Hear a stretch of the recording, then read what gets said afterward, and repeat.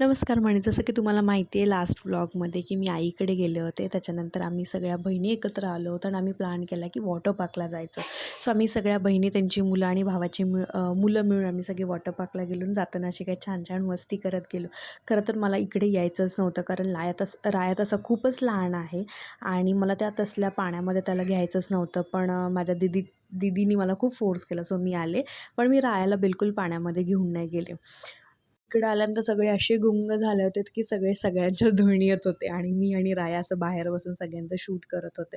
त्याच्यानंतर माझी दीदी आली आणि ती म्हणाली की "तू जरा चल एन्जॉय करायला." मग मी थोडा वेळ पाण्यामध्ये गेले आणि रायाला दीदीने घेतलं होतं. पण सगळे एकत्र असले की खूप छान वाटतं.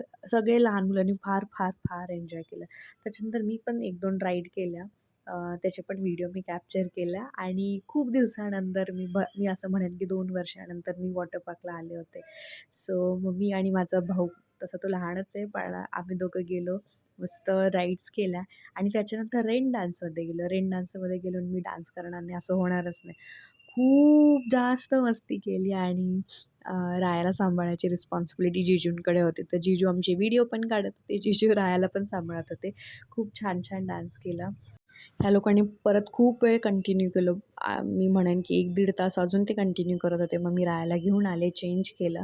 पण मी रेकमेंड करेन की हा माझा, ठीक आहे, मी एन्जॉय केलं, पण माझा खूप वर्स्ट एक्सपिरियन्स होता. रायाचं खाणं-पिणं हॅम्पर होत होतं. सो मी सजेस्ट करेल की जेव्हा तुमचं बाळ खरंच इतकं असेल रायासारखं 1 वर्षाचं, तर असं वॉटर पार्कला जाऊच नाही. कारण ते पाणीही चांगलं नसतं, तिकडचं खाणं पण नाही, तिकडचे चेंजिंग रूम पण नाही. सो मी तर म्हणेन की एखाद्या प्रायव्हेट रिसॉर्टला वगैरे जा, तिथं एन्जॉय करा. पण अशा ठिकाणी येऊ नका जिथे खूप सारी लोकं असतील.